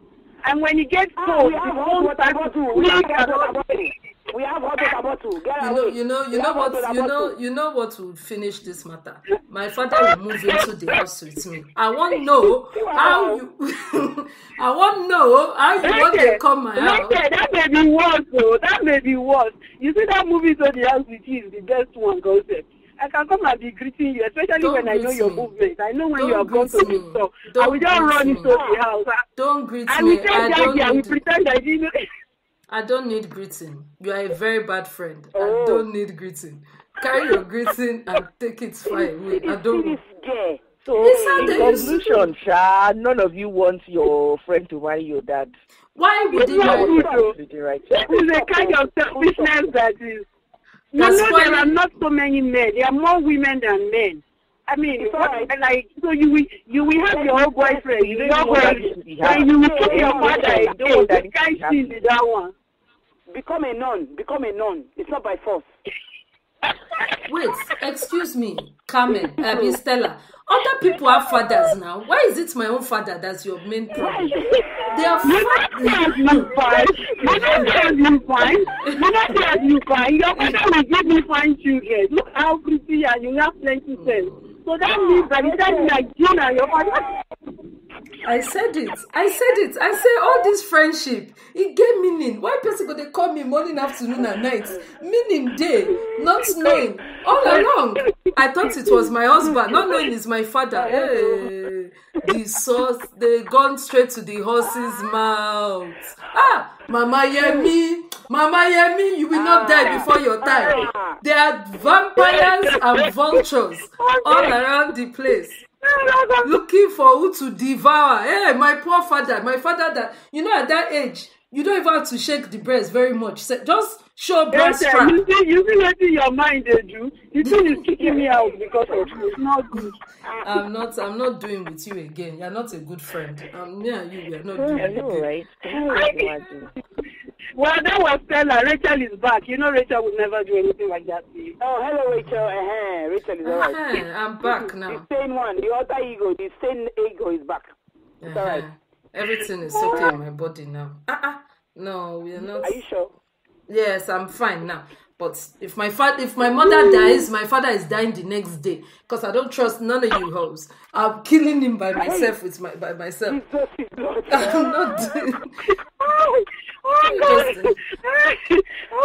Don't worry, Rachel. I'll keep Stella under control. And that kind girl, she go they wear pencil skirts, come family meeting. Oh no, I can't deal with that at all. So now let's say. Back to Nkiru and me and my vomit where Nkiru says she won't chop. So if your friend really does have a problem, so in all of these scenarios that we've drawn up, so I have a problem with you marrying my dad, or I have a problem with you dating my ex, or I have a problem with you and I am your girl now. I'm not a casual friend. This is a friendship that you do want to save if at all possible, or you do want to preserve. This is not one that is like, hey, if she vex me, she they go. Would it affect your decision in any way? Would you still see the guy? No, but like I said earlier, being that me and you are close and we're really good friends, I would try. The operative word here, is try. So are you hearing me? I said I would try my very best to try and make you see sense, or try and get you on my side. If it doesn't work, I would respect your decision, your whatever way you're feeling. I would respect that because you're my girl. Like you said, you're my girl. I've known you for ages. Okay, I met your father through you. Your ex, say I met him, I knew him when you guys were dating. Do you understand? So you were my friend first. And that's one thing, I'm a loyal friend. You were my friend first. I have to weigh up the whole situation. But you were my friend first. I would not cross that line if you were not happy for me to cross it. Okay. I wouldn't. So you would not cross it, or you would cross it and just not tell her? Or keep it under wraps? Or you just wouldn't cross it at all? No, I would not cross it because, babe, I've never been a good liar. I get caught, and when I get caught, the consequences are harsher than they are if I told the truth. So I don't cross that. I remember you saying this about your kids, that you always tell them to tell you if they've done. I tell them, tell me first, because if monkey outside can't tell me, the beating where you go collect, monkey will feel sorry for you. Yes. The beating at times too. So let me ask Bimbo this question then. Bimbo, if you really genuinely liked someone. So I'm going back to the scenario that I painted for Nkiru. So it's been a minute. It not be say you collect the man from my hand though. We don't break up. The breeze don't blow the relationship where 9B, you can't tell me, say, oh my gosh, guess who I bumped into? Oh my gosh, he came into my office today, blah, blah, blah. He's, he really looking hot. It really grew into those ears, isn't it? Like, he's now looking the business. And then before you'd even said anything, me, I now started attacking you. Oh, so what's that supposed to mean? So why are you telling me that? Are you telling me you like him? Are you telling me, really? I never, had you down as that kind of a person. Yes, I like that. Him. Okay, well, Yes, I have a problem with you liking him. I have a problem with you. Now I've told you. Now I've point blank told you. I have a problem with that. And if you date him, you and I were going to have a problem. If it's because you still have feelings for him, then yeah. If it's a case of it's just because, well, I've been there, I think I'd weigh the options. If it's just you're just being unrealistic because, well, you just want to be. It's a case of, look, I've told you I really like him. It obviously didn't work out for the two of you. Don't know why, but if you really care about me as you expect me to care about you, then let me see where it goes with him. I'll try that, and then if you still say no, well, I can't choose man over friend. I'd like to say I could, but I can't. Okay. Yeah. Let me go to Kuku know the kind of thing Rachel fit talk. Oh yeah, Rachel, I jam your ex-boyfriend. Or rather, you jam my ex-boyfriend. and he's cleaned up nicely. You come and you tell me, like, seen this guy. I remember that guy now. You and him went out for a minute. And I'm like, no, do not go there. I'm not even joking. Any other boyfriend, you could try your luck. I would even show you the way. But not this one. This one, you know what? No, just don't touch it. And if you do, you and I are going to have a problem. Yeah. That's, again, not black and white. At this point, by the time I'm getting to where I'm telling you, so let me not use the word like. That means I'm more than likely in love with this person, and I'm really thinking of having something serious with that person. Yeah. Honestly, I would do my very best to work it out with you in a way to salvage the relationship. And I don't do very well when asked to make a choice. And if my friend actually asks me to make a choice, she's going to lose out. Because, like I said, I'm more loyal to me than to any other person. I put me first. Okay. So, and if this person is that important to me that I have already put my relationship with you on the line, then that decision was made already. If I haven't even taken a step with him, then maybe there's a chance of, okay, let me move on and find someone else. But if I'm at that point where I'm putting this on the table and I have more than a passing like, and I will have more than a passing like, then for you to even put it on the with table. With a heavy heart, the relationship, I'm going to go with my heart. Because I'll always ask myself, what if? I mean, yeah, I agree with that. I think I'm going to go with my heart. The best I can do for you, and that's me loving you, like, hey, you're my person, is I'm just not going to rub it in your face. We're not going to come around by your house together as a couple. We're not going to, do some certain things that I think you seeing us together might have. But you will know that we are dating. Bimbo will tell you, you say, so what's going on with Rachel and Steven? And Bimbo will be like, yep, they were around by my house yesterday. You will ask Nkiri, what's going on with, they came to my child's dedication last Sunday. Like, I'm not going to stop dating him. I'm not going to stop having something to do with him. What I will do is not rub it in your face. Because as far as I'm concerned, you now know. I told you. I didn't date him behind your back. I didn't go scheming about it. I didn't, try to look for how to get your man behind your back. None of that. Once you know, then I'm going to need you to put on your big girl pants and deal with it. Because I'm going to date him. And by the way, it doesn't even have to end in marriage or end in, nobody can see tomorrow. If I liked him enough to come and meet you to say, see who I saw, then, because of course, me telling you, see who I saw, is me playing it down for you. I'm not going to tell you that we actually sat and we chatted for an hour over coffee. I'm not going to come and tell you, then we now went to cinema a couple weeks later. I'm not going to tell you that, we did Netflix and chill over at his house. I'm not going to see who I saw is me helping you to come to terms with waiting day. But if you want to say, okay, your head no correct and you no one come to terms, my dear, terms is happening regardless, basically. So there's also that. I think there does come a point where the old person has to let go. The old person has to just say, this is no longer my boyfriend, and this is this person's life, and this is...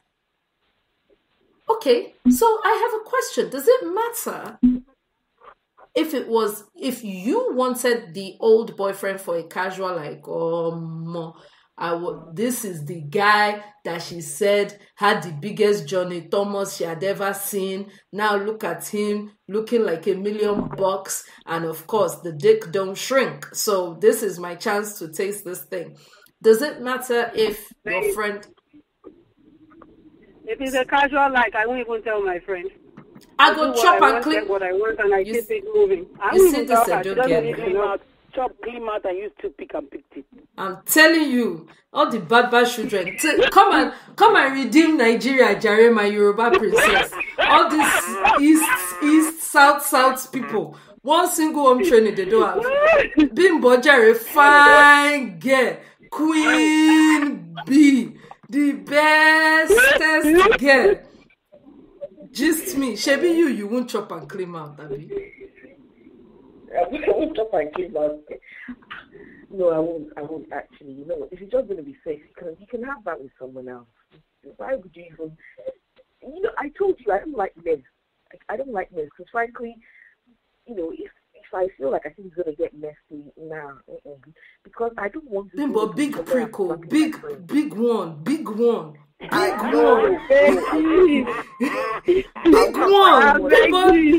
reason this matter. People reason this matter. Come.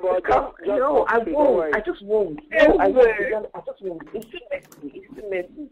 How am I going to explain to the girlfriend? Because frankly, like I said, I don't like all the whatever of it. It's just too messy for me. I wouldn't. And it's not me trying to be a saint. Thank God, me, I'm Yoruba, Delta, I'm not Yoruba. And I'll not follow this one. Babe will not even hear pen as in the next time I see her, I will just cut tie. Cut the eye. I'll say, babe. She'll be like, what's up? I'll say, it's great. I'm greeting you, Jerry. It's great. I'll just cut the eye. I'll say, yes. That's just what happened. Especially when I remember all the stories she has been telling me. Yes. If you meet somebody that you know some stories about, you bump into him in the office and you're like, oh yeah, hi, yeah, I remember you. Oh yeah, you used to hang with, and then you say, hey, wait. Is this not the guy that she said he licked it till daybreak, Father Lord? Yes. So this. That was just. I hope it's on a Friday. My goodness, you are definitely doing this. I am telling you something. This guy that I already have his resume, his CV in my inbox. Hey, my dear, there's nothing again I want to say. If that's what is going to be the end of the friendship, let it just end. Friendship that Akukuma wasn't using before. I've just let that be that. Ladies and gentlemen, we have come to the end of today's show. Thank you so much. This was so enlightening. I love the fact that we all started at one end where we're like, no, come on now.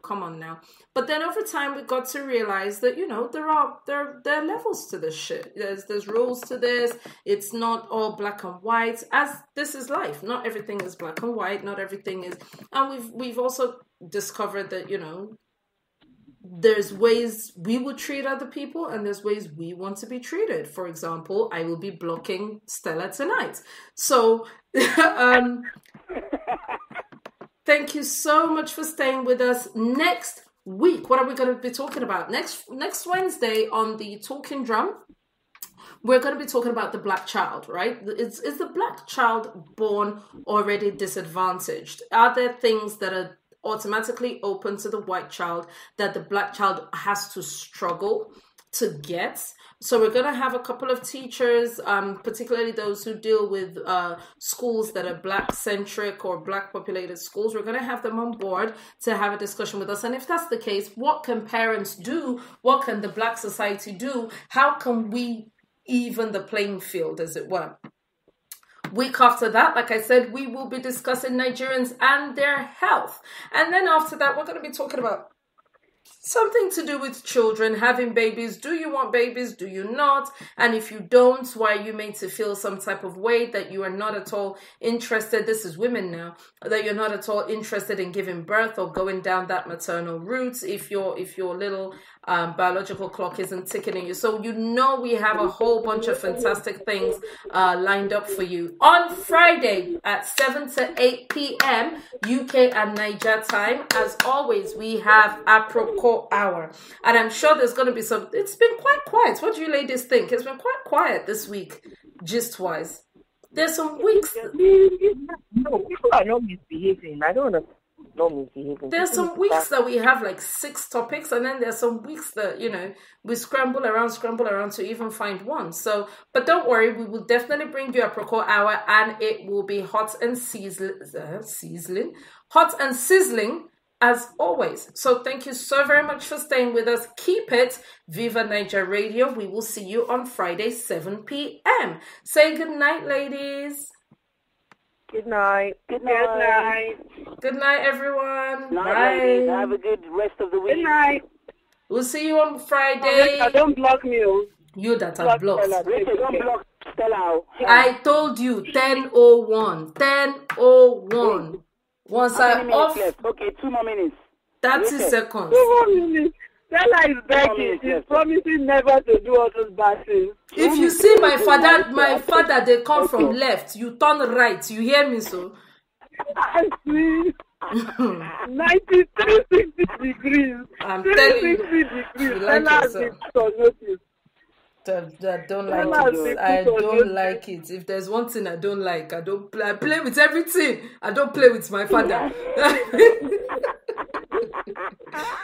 Good night, ladies. It was such a pleasure talking to you. We will be joined by the evening and rest of the week. See you Friday. See you Friday. Bye.